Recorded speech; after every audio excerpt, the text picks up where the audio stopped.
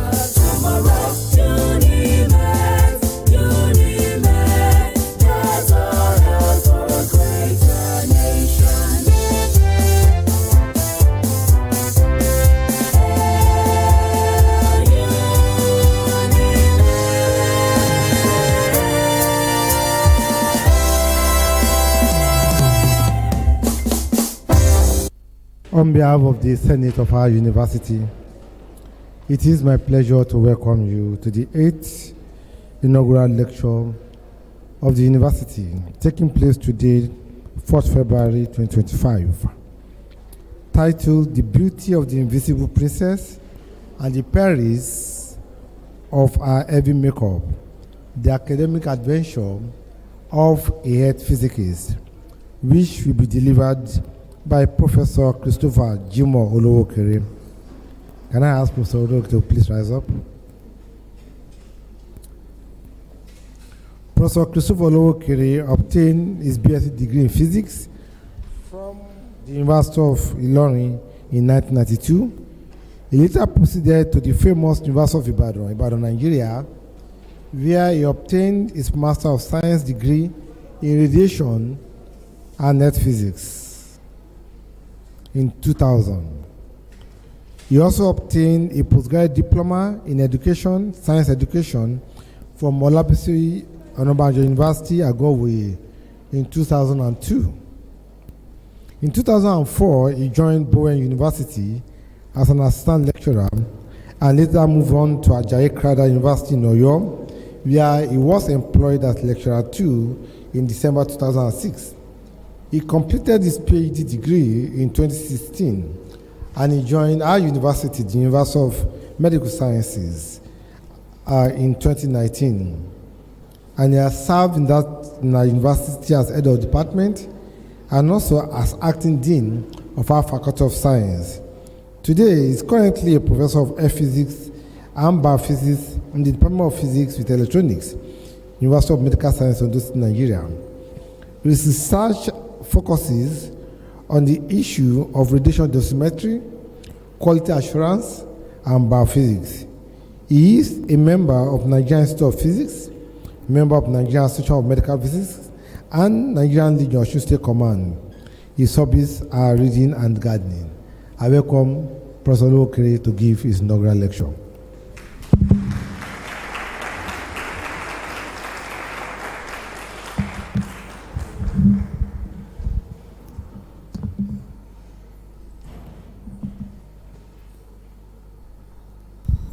The Vice Chancellor, sir,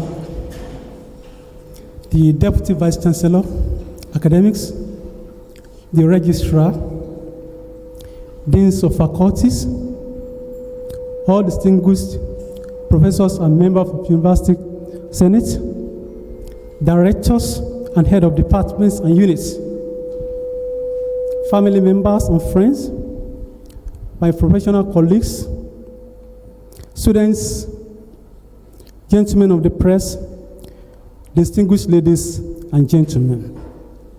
A Chinese proverb says, the journey of 1,000 years begins with a step. For me, the step was a small and unstable one.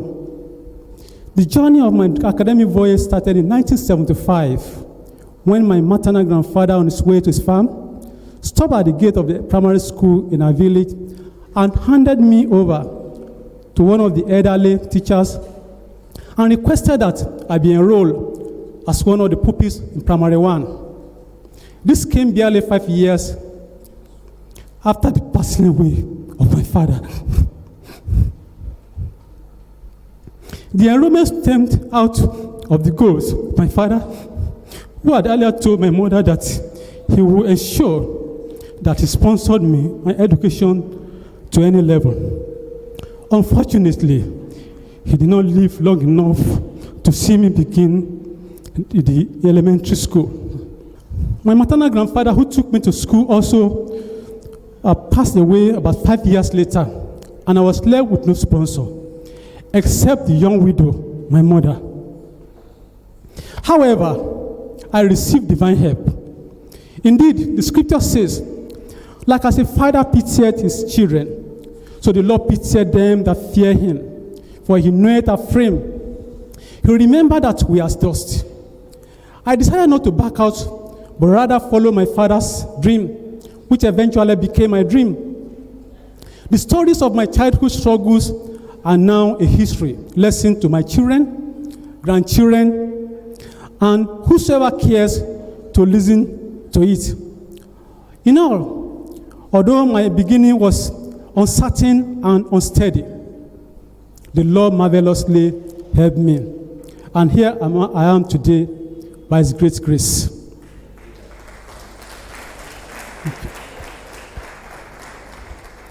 My encounter with the world of physics began in 1983 when I was promoted to Form 3A. In my secondary school, my Indian physics teacher, Mrs. Joseph, introduced the concept of physics as the study of matter in relation to energy, time, and space. The real adventure as a physics student began in 1988 when I was offered admission to the University of Ilorin to study for a Bachelor's of Science degree in physics. It was there I met one Mr. Bassi, who later became Professor C. Bassi. This lecturer made us see that physics is about life and that explains the principles and laws of nature and how things work. I later learned that Mr. C. Bassi studied biophysics and was a doctoral student of the University of Calabar. For me, biology was one of the subjects I loved so dearly. As a high school student, this knowledge motivated and stimulated me, my curiosity to draw closer to the application of physics to life. Incidentally, my curiosity turned to a decision, and my decision moved me into action at the point of the choice of seminar topic at the 400 level. I chose radiological physics. This opened my eyes to the wonders of non-invasive use of radiation, essentially X-ray, to examine the internal organ of man, animal, and other things. After my graduation in 1982 and the compulsory one-year national service, I applied to the University of Ibadan to study for my master's degree in physics and opted for radiation and head physics because of its application to head. I finally zeroed in on radiation dosimetry during my doctoral program at the Physicist University of Ibadan. Mr. Vice Chancellor, sir, I've taught physics for 32 years.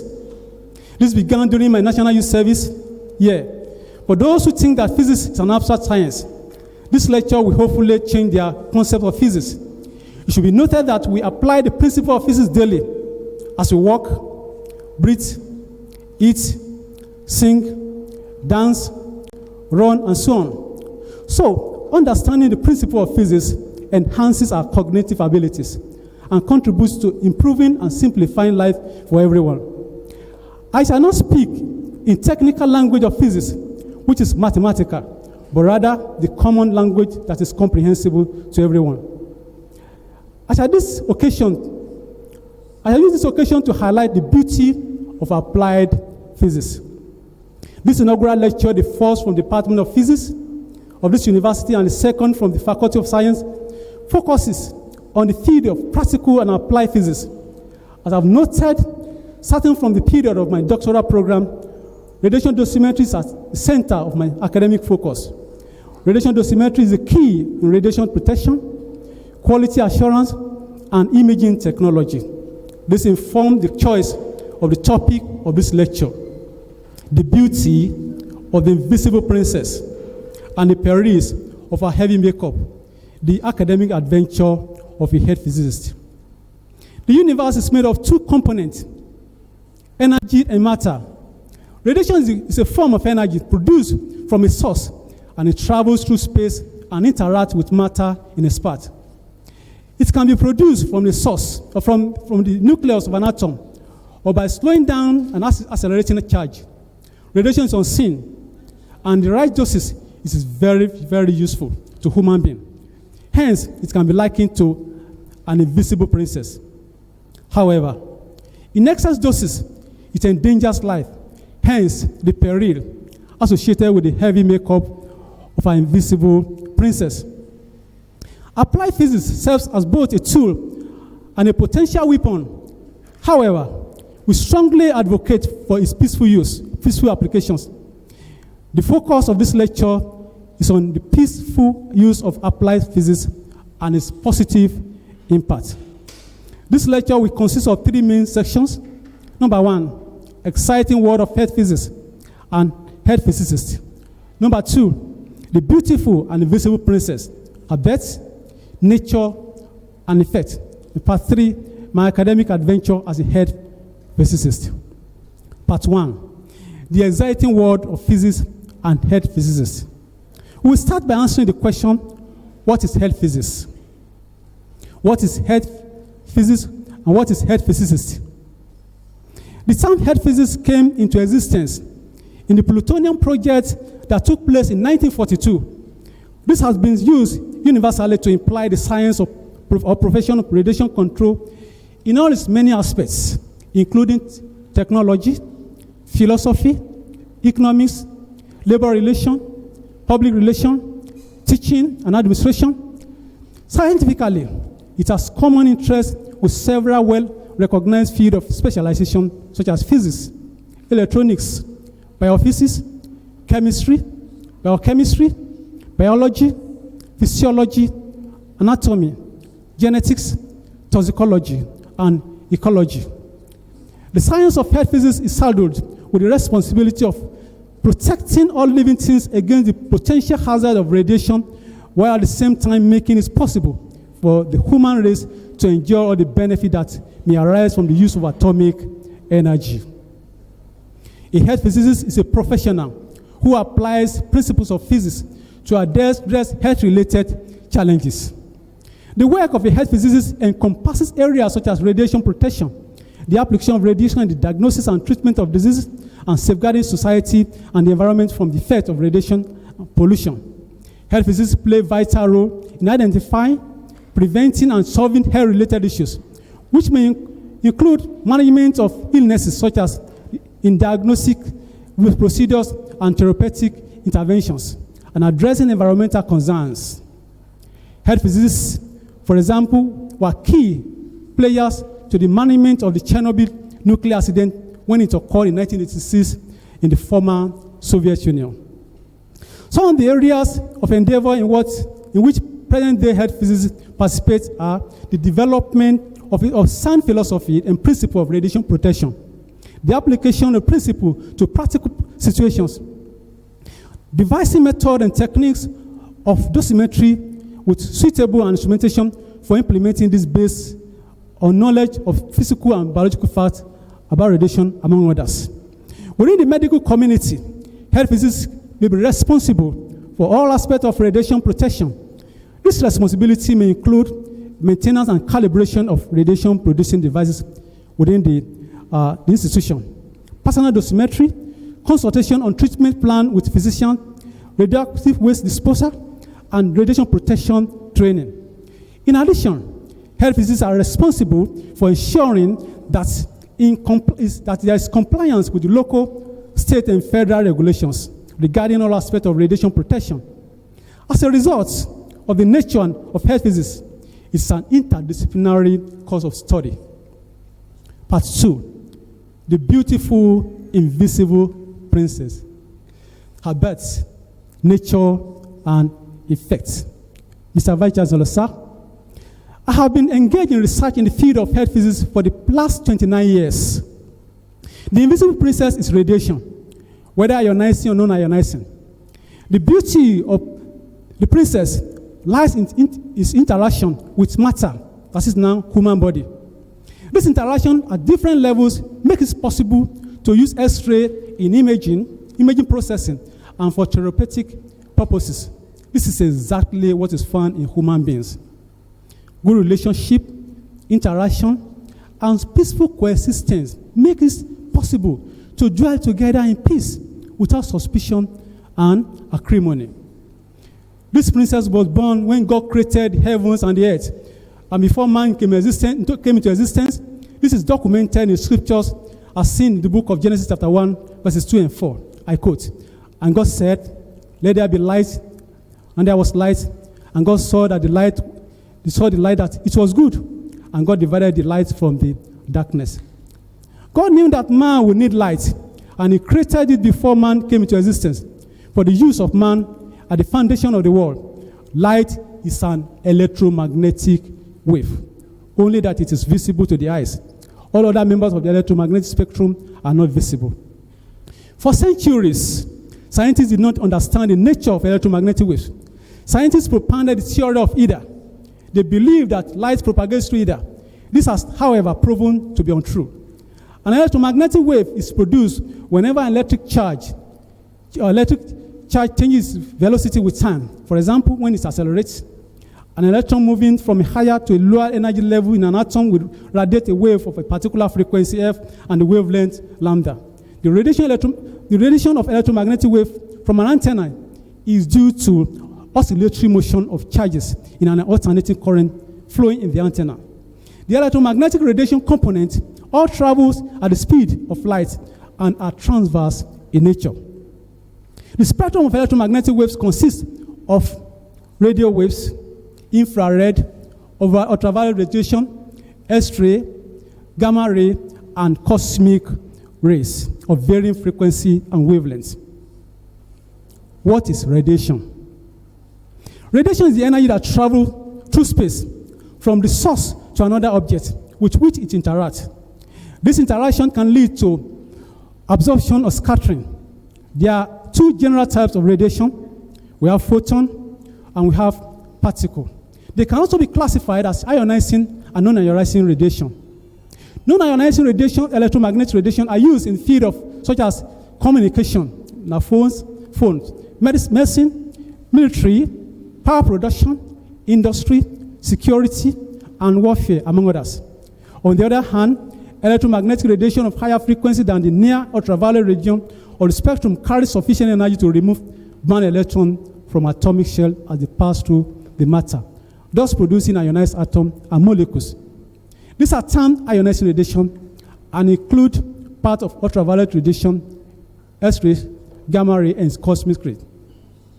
In this lecture, I shall focus more on ionizing electromagnetic radiation and how it interacts with the matter, that is our body, by which images are produced or cancerous cells are destroyed. Through radiological imaging, using ionizing radiation, non-invasive method can be used to examine internal organs and treat certain ailments. X-rays are used in plain radiography, computed tomography, and mammography for breast screening.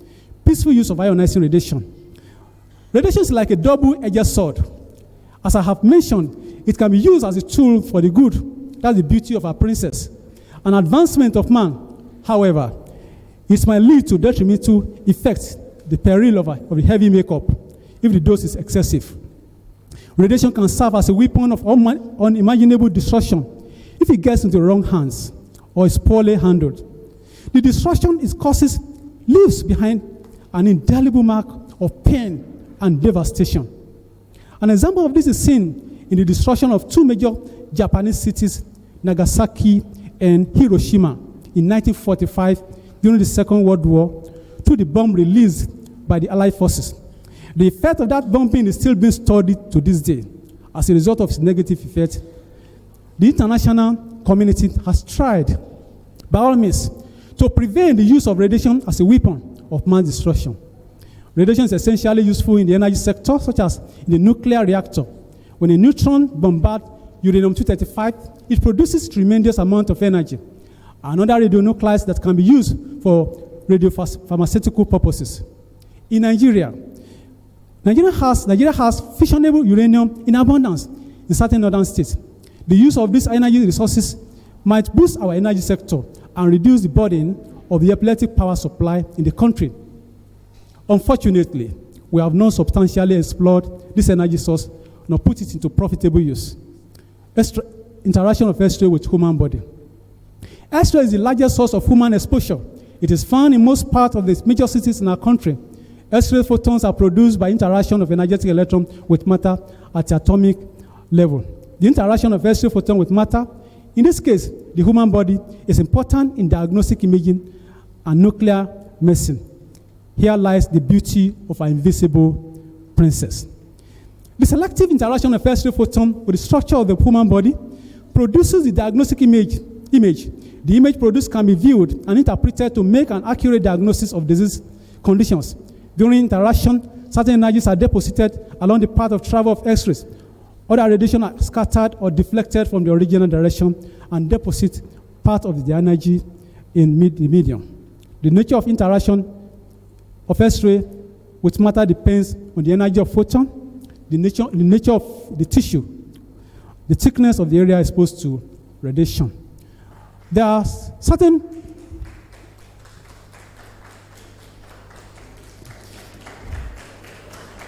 There are certain dose descriptors used.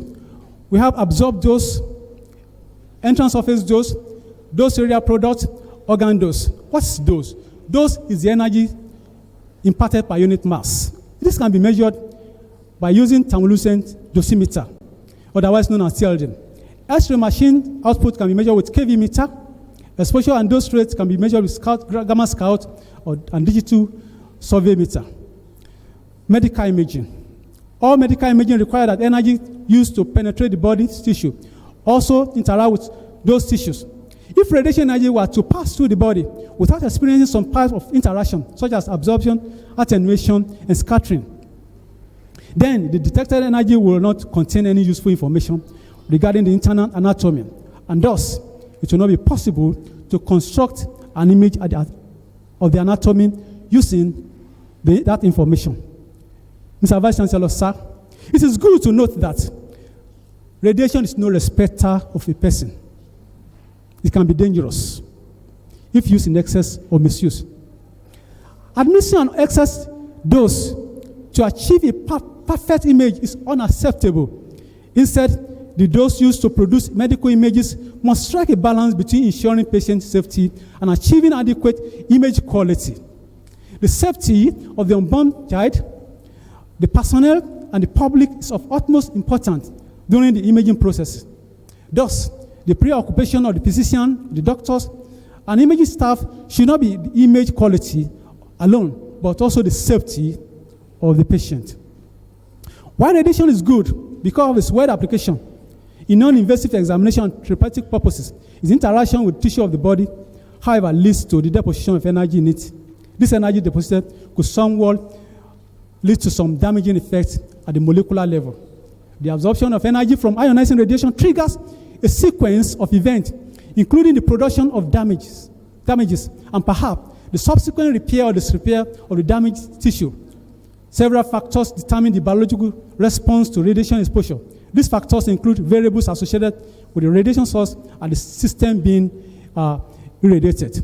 Radiation-related factors include the absorbed dose, the type of energy of the radiation, the dose rate, the condition under which dose rates are delivered. Classes of biological effect. We have the stochastic effect. This one requires no threshold. It can occur at any dose.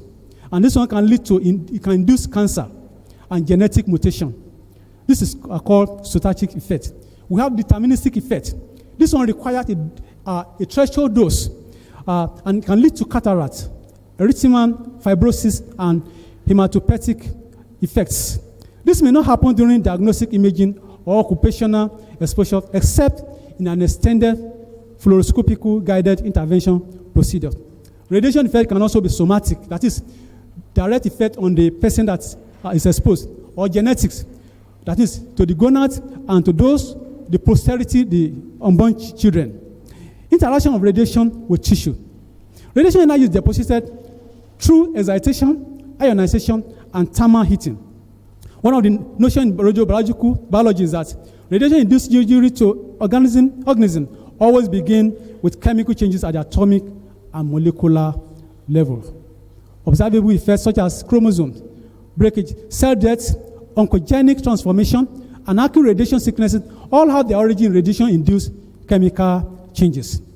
Radiation interaction can lead to biological changes, can be either direct or indirect. The direct action is on biomolecules such as DNA, RNA. Then an indirect one can be as a result of the production of a species, the reactive chemical species, which are poisonous to the cells. Radiation effects. Radiation effect can be on the skin, reproductive organs, eyes, blood. Different doses may cause effect on gastrointestinal system, cardiovascular system, and central nervous system. Radiation effect on the skin can be deterministic and can lead to temporary hair loss, erythema, radiation dermatitis, and moist desquamation, that is skin peeling, and at high doses. Repeated skin inflammation can result from low doses. Other effects include infertility, either temporary or permanent infertility, depending on the dose. Genetic can lead to genetic mutation and ocular effects such as cataract. Acute radiation syndrome, otherwise known as ARS, can occur if a large dose is delivered acutely from external source to the whole body. Cancer induction is the most important delayed somatic effect of radiation exposure. Now, the principle of radiation protection. Radiation protection are put in place by the International Commission on Radiological Protection, ICRP, to ensure the safety of parties involved in the application of radiation. This is done through regular monitoring of the facilities to ensure that they perform at optimal level. It is also involves the regular measurement of the dose received by all parties involved, such that the dose does not exceed the recommended minimum value. The aim of radiation protection, as stated by ICRP, is to prevent detrimental deterministic effect and to limit the possibility of stochastic effect to level deemed to be acceptable and safe. The following are the principles of radiation protection. The first one, number one, is principle of justification. This implies that the risk must be less than the benefit, or the benefit must be greater than the risk. Number two, principle of optimization. This implies that the dose must be as low as reasonably achievable. Then the third one, the principle of dose limitation. That is, this is done by using all the protective gadgets. Questioning. For example, a pregnant woman who has missed her period. Before exposing that person, you must ask her when she missed her period, before you expose her, not to affect the fetus. So, now, the part 3, my academic adventure as a head physicist. According to the Code of Safe Practice for the use of X-rays in medical diagnosis designed by the National Radiation Laboratory of New Zealand, it is required that the auditing of X-ray facility of person licensed to use X-ray for medical diagnosis or research on humans shall be performed by qualified head physicists. This is to ensure compliance with acceptable codes of practice. Mr. Vice Chancellor, sir, this has been one of the motivations for my research in the field of quality assurance and radiation dosimetry. I also ventured into environmental radioactivity and ultraviolet dose level measurement. Radiation is invisible by nature. Thus, it is necessary to use certain devices for detection. Some of these devices include thermoluminescent dosimeter, film badges, which are used for personal dosimetry. Let me state unequivocally here that one of the challenges of radiation dosimetry in Nigeria is unavailability or scarcity of equipment for the measurement of patient dose, machine output, and environmental contamination. To a large extent, the success of radiation protection program depends on the education of staff about radiation safety principles, and the risks associated with radiation exposures and contaminations. To address these issues, the knowledge of measurement and instrumentation aspects of radiation protection is important. Radiation protection of the public should be one of the duties of the public health sector in Nigeria. To ensure the safety of all the staff involved in diagnostic examination and therapeutic processes, they are expected to place the dosimeter around the neck to protect the thyroid gland, shirt pockets, fingers, gonad areas, and waist for a pregnant one for personal dosimetry. Contributions to radiation instrumentation and facilities. Due to the importance of dosimetry and dosimeter in radiation protection, our team examined the effect of heat and repeated radiation exposure on lithium fluoride detector. This research considered 2 batches of phosphor. One batch served as the control. The result of the studies showed that adequate annealing at high temperature over a long period enhances the sensitivity and utility of TLD phosphor for radiation measurement.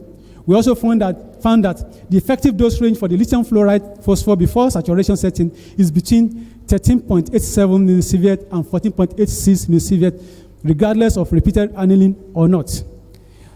In a study by Olowookere et al. 2009, an examination of 22 radiological departments in the southwest, midwest, and south-south region of Nigeria was conducted to evaluate the composition of radiological team and the implementation of quality assurance and quality control programs using structured questionnaire.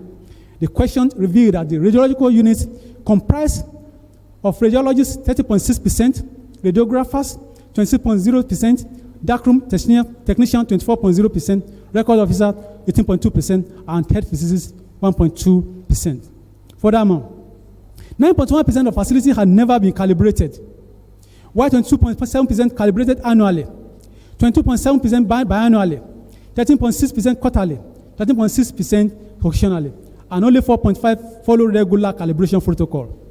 Additionally, 22.0% of the facility operators lack understanding of calibration and quality control tests. Furthermore, the study revealed that 4.8% of the respondents have never used personal dosimeter. 45.5% have used it previously, and 13.6% lack understanding of radiation protection. In addition, 81.2% of facility managers have never measured radiation doses, and many radiological facilities, especially those in remote areas, are not registered with appropriate agency and are substandard. The insufficient involvement of health physicists has negative implications for the radiation protection of personnel and patients, highlighting a crucial issue for the public health sector to address for ensuring safety of the populace. Contribution to quality assurance and quality control tests. Together with my collaborators, we undertook several studies that focused on quality assurance, quality control test programs. Olowookere et al. 2009, Olowookere et al. 2009b, Olowookere et al. 2010, Jimoh and Olowookere 2016a, Jimoh and Olowookere, and Patukasi et al. 2022, and so on.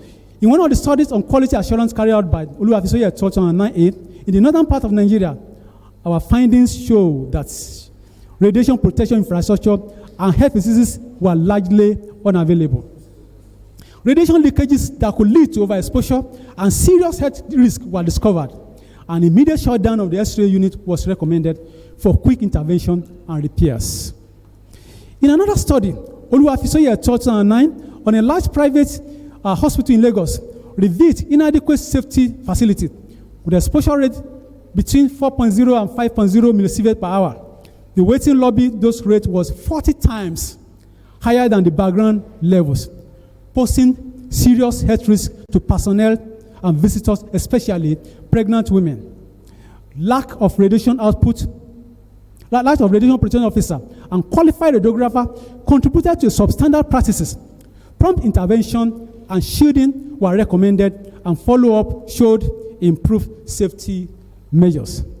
My team's assessment of 5 X-ray units quality assurance in 4 hospitals showed that there are 3 units comply with acceptable standard.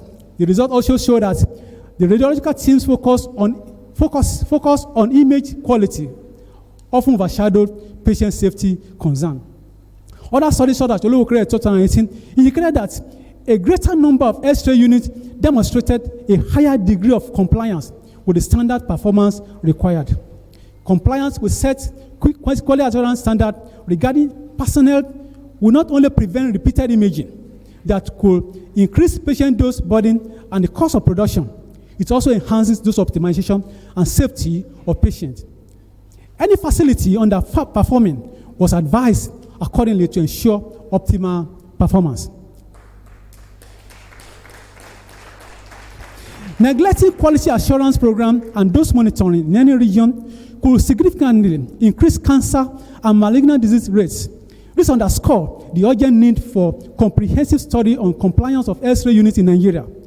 Collaboration among public health experts, the Nigerian Nuclear Regulatory Authority, and health physicists with adequate funding is essential. Quality control tests are critical component of quality assurance program to ensure high-quality diagnostic images at minimal patient exposure, as emphasized by the World Health Organization. Our team noted that most diagnostic centers use the same X-ray facility and technologies for both pediatric and adult patients, but pediatric exposure should be managed by specialists for optimal dose and radiation protection because of the nature of the pediatrics. Contribution to film reject analysis. Reject analysis is another quality assurance index in any hospital carrying out imaging. This analysis helps to assess the strength and weakness of any X-ray department. In addition, it helps one to note any improvement after quality assurance measures have been carried out in any radiological center. Using the data collected from radiation output measured, reject film collected for a given period of time, and the technical parameter obtained during imaging processes for various projections in 3 major hospitals in Ogun State. Inaugural Lecture 2017, analyzed 376 radiographs. Results show that the reject rates fall within the permitted tolerance level of 5%, and no intervention was required in any of the 3 hospitals examined.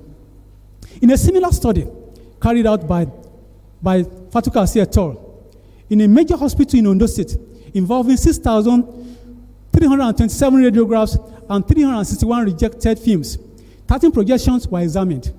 The 3 leading reasons for the reject observed in the study were: 1, under-penetration, which is 34.3%, 2, over-collimation, 22.9%, and 3, processing artifact, which is 20.5%. The excess population dose, that is the unnecessary dose burden, received by patient examined range between 0.76 mg for ankle AP and 103.6 mg for chest AP. These excess doses could be attributed to faulty machine and faulty judgment of the personnel. This assessment should be done regularly to reduce the dose burden on the patient and personnel, as well as to save costs in the department. Each examination requires planning to achieve the goal of dose optimization and be mindful of economic and social factors. Overall, the total reject rate fall within 4 to 6% set by federal regulatory body and a little above the 5% recommended by the World Health Organization. Contribution to radiation dosimetry and diagnostic reference level in Nigeria. Radiation dose assessment is important because it helps to ascertain the variation of patient doses and the causes of the variation. It also serves as a useful tool in investigating areas in need of dose reduction and other interventions. In order to achieve dose reduction, there is the need for guidance on an appropriate level of patient exposure. In view of the above radiation in patient dose level for the same X-ray examination within and among hospitals, which, for example, can be up to a factor of 10 or 100 units. The International Commission on Radiological Protection, ICRP, has recommended the use of diagnostic reference levels as a tool for keeping those as low as reasonably achievable. In the first step, diagnostic reference level is the first step in dose optimization. The diagnostic reference level are values derived from population dose survey and represent the 75th percentile or third quartile in the range of doses observed. This implies that 75% of individuals receive doses less than this value. This is an indication that doses reduction should be possible for the 25% of individuals whose doses exceed the guidance. By using diagnostic reference levels, it is possible to find those hospitals where doses are exceptionally high and practice may need to be improved through revision of techniques, factors, or equipment. The diagnostic reference level represents the dose level at which investigation of the appropriateness of the dose should be initiated. Diagnostic reference level acts as trigger level to initiate quality improved diagnostic imaging practice. Adult patient dose assessment and diagnostic reference level. Based on the importance of radiation dosimetry and the depth of dose data in Nigeria, our team investigated the quality of facility and dose delivered during the radiographic examination in over 20 hospitals in Lagos, Ogun, Oyo, Ondo, Edo, Osun, and Benue states. Here is the summary of some of the results. Number 1, we found that large dose variation exists among the hospitals up to factors which range between 1.3 and 63 units in chest posterior anterior projection. Result of some of the doses calculated in our study exceeded the established diagnostic reference level, while in some views they are less than the established reference level. Some facilities were using constant tube load. This can affect image quality because patient sizes were not considered. Those can be adversely affected.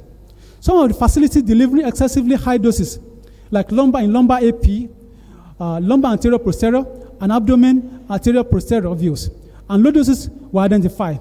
Management of the facilities were advised to correct the observed abnormalities in their practices, which can affect image quality and patient health. Some facilities are not registered with the appropriate regulatory bodies in Nigeria and are delivering unquantified doses. NNRA and Ministry of Health should be concerned about this plight in Nigeria. It is interesting to know that doses recorded in pelvis AP, that is in the hospital that for the group A, which is Osun and Ekiti State, we got 2.8 milligram, and group B 2.7 milligram, were found to be less than UK reference dose levels, which is 3.21, indicating that lower doses are possible in Nigeria if optimization principles are strictly adhered to. Results obtained in our study could be considered as the state of practice rather than the state of art among the X-ray unit studies. Moreover, in other studies, Jimoh et al., Jimoh and Olowookere 2016A and Jimoh and Olowookere 2016B, which included Lagos, Ogun, Oyo, Osun, Ekiti State, and spanned a period of 4 years between 2011 and 2014, we determined local diagnosis reference level for a cluster of 6 hospitals that are located in Osun, Ekiti, and Ekiti State, and 6 hospitals located in Lagos, Ogun, and Oyo State in the following radiographic view: chest AP, abdomen AP, among others. 2, we determined the preliminary diagnosis reference level of 12 facilities involving 15 X-ray units found in Lagos and Southwest states. This range between 0.69 milligram for thigh AP and 22.31 milligram for abdomen AP. 67% of the study X-ray units failed quality control tests. This should be our concern in Nigeria. And the total filtration of 60% of the hospital investigated fall below the minimum requirement of 2.5 millimeter aluminum. The dose should not be less than 2.5, but some of them, the range was between 0.9 and 3.0 millimeter. Inadequate filtration increases patient doses because those low doses cannot be used for image formation, but they are deposited in human body and add to the dose burden of human body and can lead to anything detrimental. 4, results of pediatric reference level obtained in our study are relatively higher than the published UK guidance level. This indicates that there is need for training in modern way of examining such category of patient. Mr. Vice Chancellor, sir, it is essential to state at this juncture that there is paucity of data on extremities, that is hand, wrist, feet, ankles, legs, and so on and so forth, in Nigeria studies. This part of the body are very, very important because of the effect of ionizing radiation on bone marrows of long bones and the attendant effect, which is leukemia. It is therefore essential to image this part of the body reasonably. Contribution to occupational dose assessment. The occupational dose is one of the dose received by radiation workers while they are performing their assigned task. Our team, Jimoh et al. 2016, examined the radiation exposure to the hand of medical staff during HSG and radionuclide bone scan procedures. This study assessed the radiation dose delivered to the hands of radiologists who carried out HSG procedure in 6 hospitals in southwestern Nigeria. The mean effective dose received by the radiologists who carry out HSG examination per week for 16 weeks range between 0.14 and 0.48 millisievert. The result of our study on occupational doses during the HSG procedure showed that the mean accumulated annual dose is 199 millisievert. The accumulated dose is less than the recommended limit of 500 millisievert per annum. However, this can be reduced further by engaging more radiologists to prevent work overload and heavy dose burden. The mean annual effective dose received by the technology administering Technium-99 radionuclide radiopharmaceutical was found to be 1,276.6 millisievert. This estimated annual dose exceeds the annual limit of 500 millisievert by the factor of 2.6 units. This trend indicates that more creative methods of administering the radiopharmaceutical are required, and more trained staff are needed to perform the task to prevent deterministic and stochastic effect.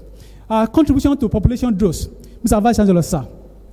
Population dose is another aspect of radiation dosimetry that our team explored in the course of my adventure as head physicist. This is based on the data obtained from patients at the registration stage when they came into the radiology department. And these data are very, very important. And our results shows that chest X-ray examination constituted the highest proportion of examination carried out at the hospital during the examination. The investigation indicated that a total of 115,342 radiographs were produced during the period of 10 years of our examination of our assessment. The mean effective dose per patient is 0.15 millisievert, calculated this is fall within the acceptable limit of exposure. Now, the result of the study also showed that the highest contributor to the collective effective radiation dose is thoracic spine. This could be as a result of the selected technique factor by the technologist. Contribution to cancer risk examination.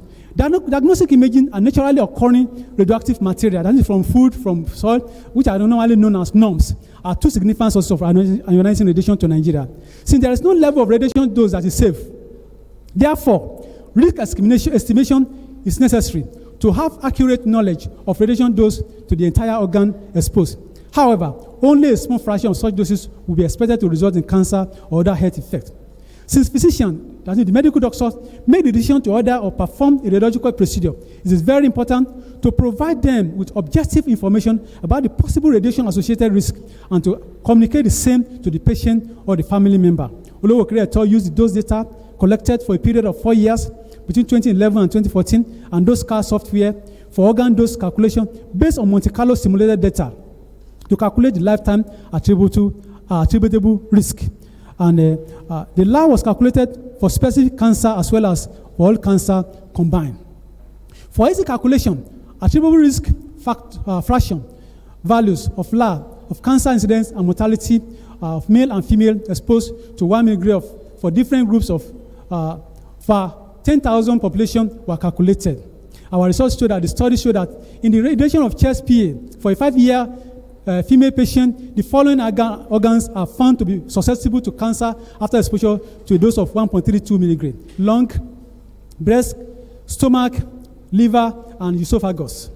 During the pelvis AP exposure of 55-year-old woman, the most susceptible organ to cancer incidence are bladder, colon, stomach, and liver. This result indicates that radiation protection is an essential component of public health. An epidemiological study of this effect of radiation exposure resulting from routine diagnostic examination imaging in Nigeria is needed. In addition, Olowookere et al. And Olowookere et al. 2016 and 2017 calculated the attributable factors.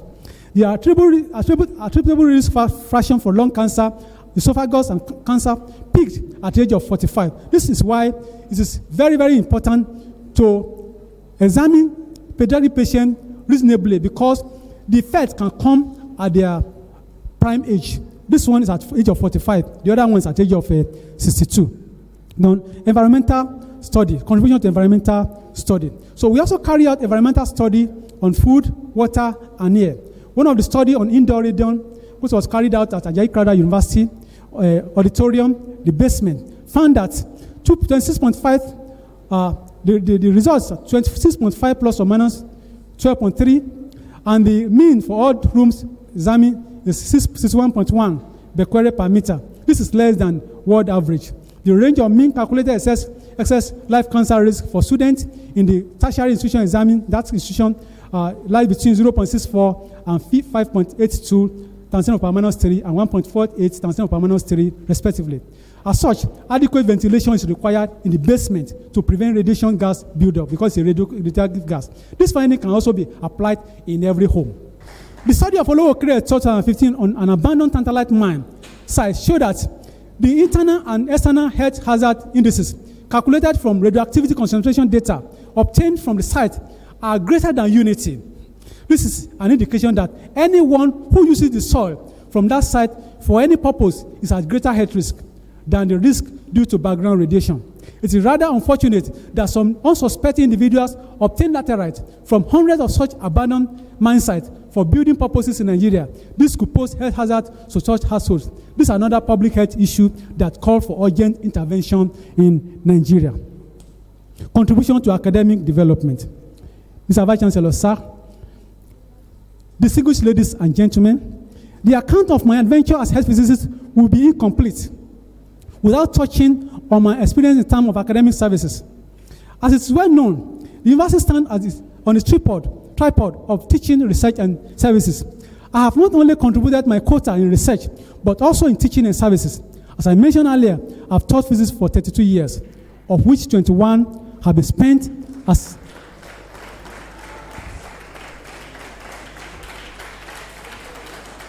as a university lecturer. Prior to joining the University of Medical Sciences, Ondo, in 2019, I had worked in 2 other universities, during which I served in some supportive administrative positions, such as examination officer, head of unit. My years in UNIMED had not only granted me the opportunity to get to the peak of my academic career as a professor, but also provided me a platform for a higher level of academic-related services. I was privileged to serve as the head of the Department of Physics between 2019 and 2020, the 3rd head of the department in history. Between 2020 and 2023, I had the opportunity to serve as the acting dean of the Faculty of Science, the 3rd dean in the history of that faculty. I've also been privileged to serve as a member of the Senate representative in the search of committee for the next Vice Chancellor. I give all glory to God. I am grateful to God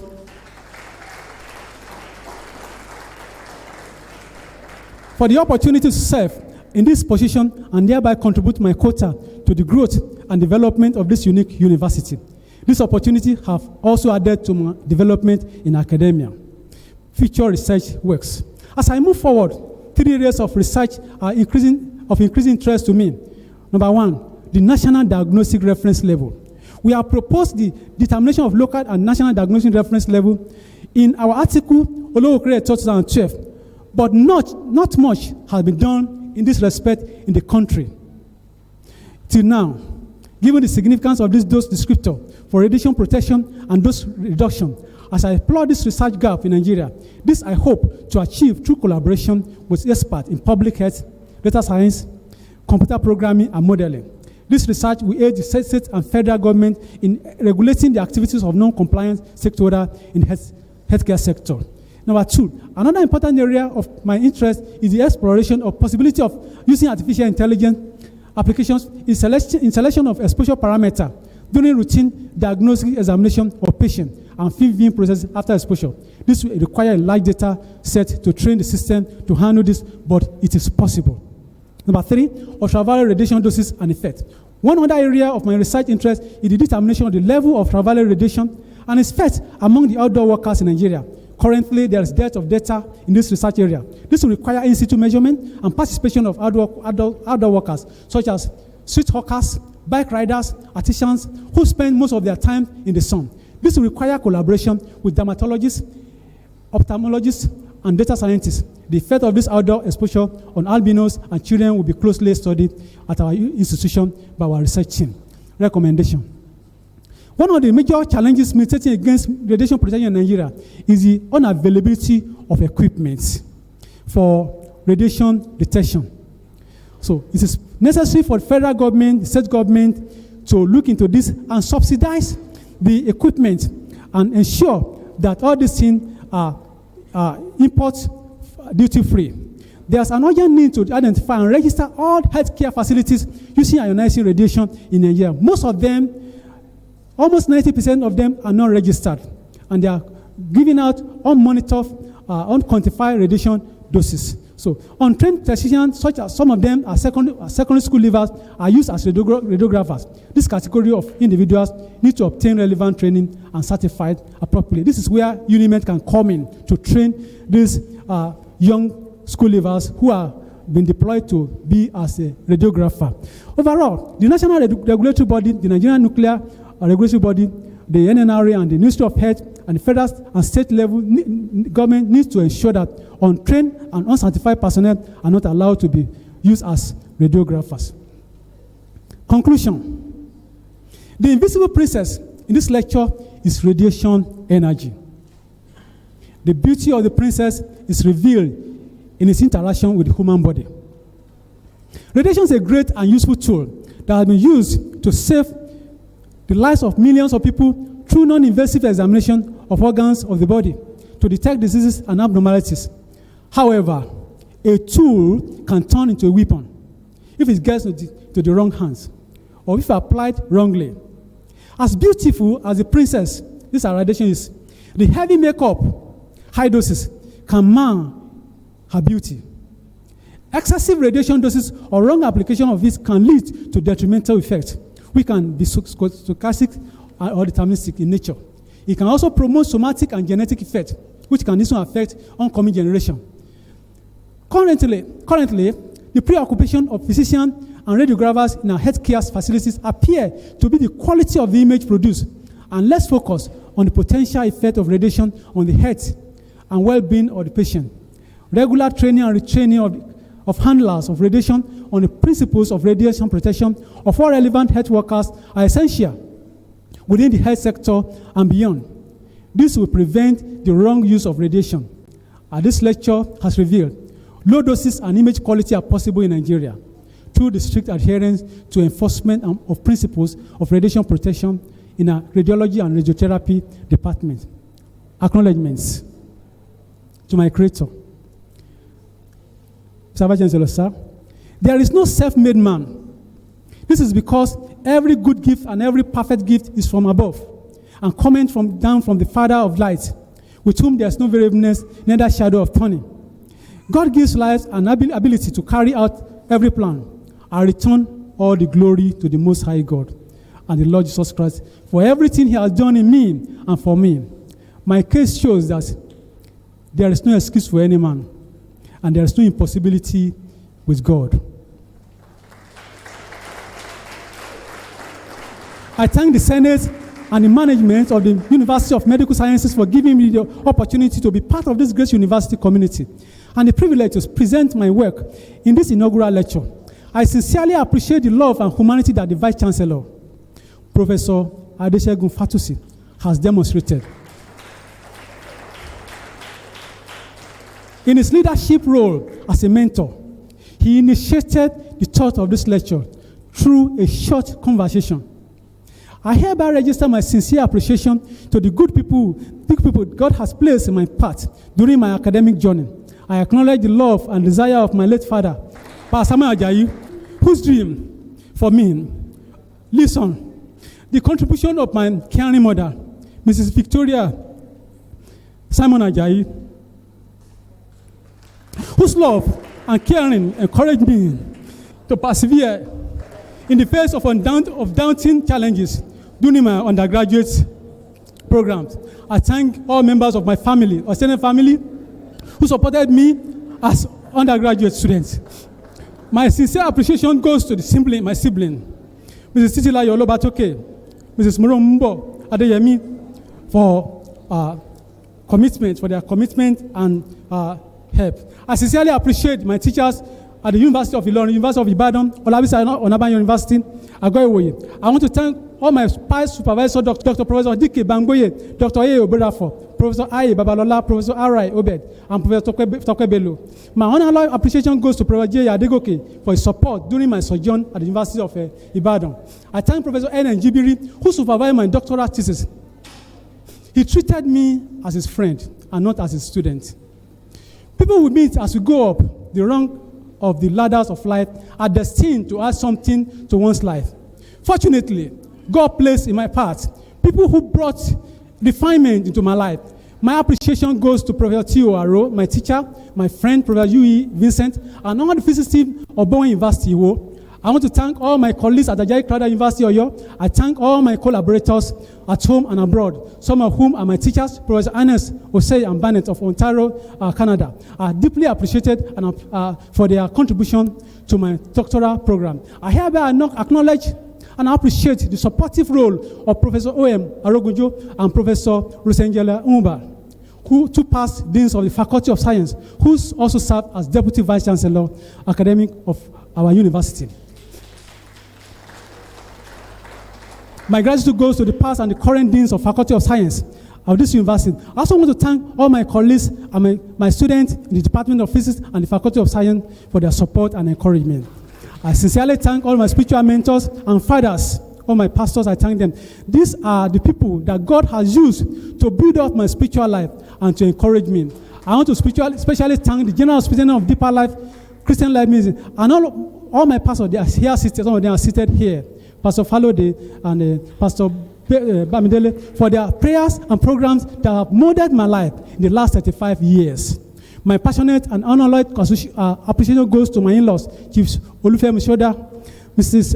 Dupe Omijoku, Mrs. Janet Adeyemi, Mrs. Victoria Shuaga, Professor Mrs. Onoyemi, Mrs. Oluyemi Shuaib, Mr. Henry Adeyiga Adeyemi, Mr. and Mrs. Tijani, Mr. Tosin Adeyemi, Mr. Leke Adeyemi, Mr. and Mrs. Dada, and Mrs. Yetunde Adeyemi. My immediate family member, Mr. Vice Chancellor, sir. Distinguished ladies and gentlemen, permit me at this stage to appreciate my God-given family.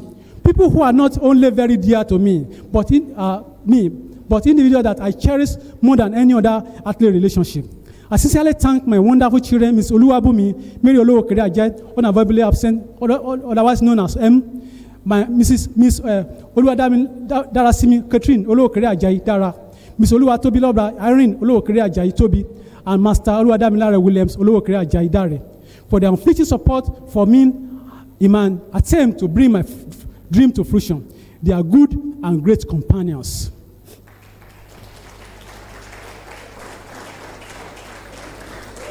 It is an unassailable truth that a woman is not an object that one picks up along the street, nor gather together in a cage like birds. Rather, a woman is a great helper.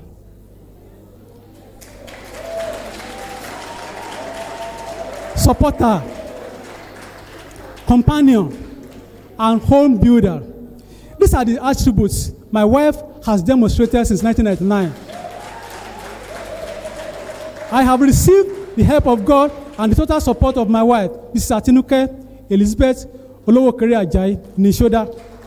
In all my endeavors, she has been a loyal, trusted, dedicated, visible, and valuable princess. I receive her as a favor from God. I thank you for your support in the last 25 years of our divine partnership. Dear Vice Chancellor, sir, distinguished ladies and gentlemen, I thank you for listening to the narrative of my adventure as a head physicist.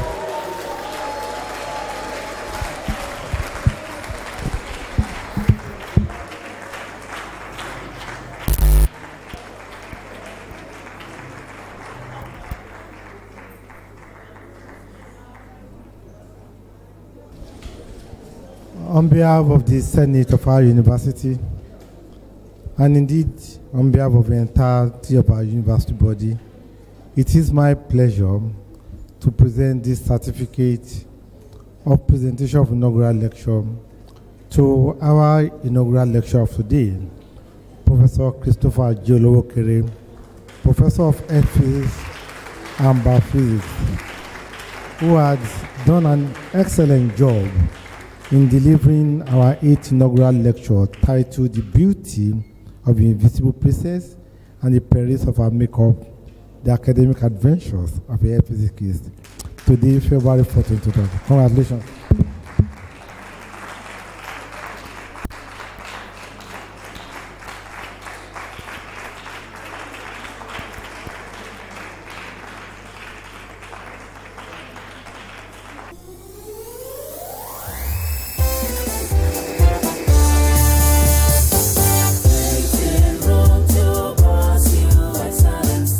Research that we've dared to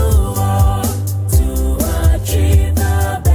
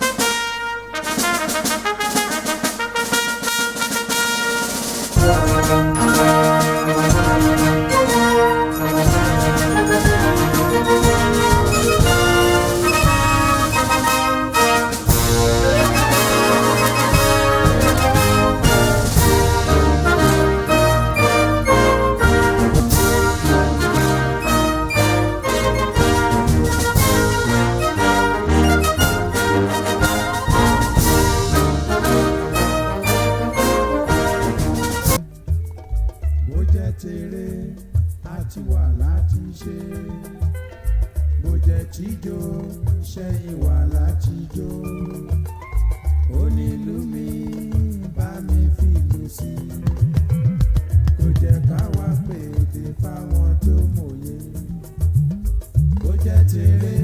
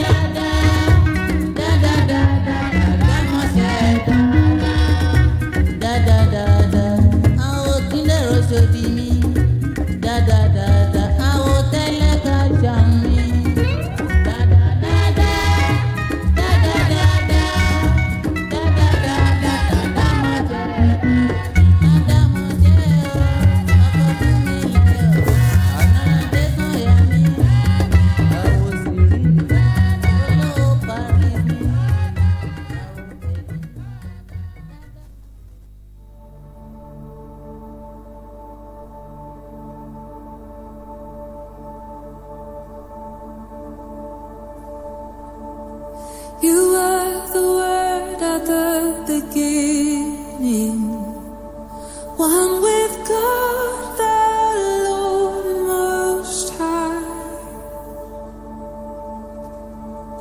Your hidden glory in creation, now revealed in you, our Christ. What a beautiful name it is. What a beautiful name it is. You say, the name of Jesus Christ, my King. What a beautiful name it is. Nothing compares to this. What a beautiful name it is. The name of Jesus.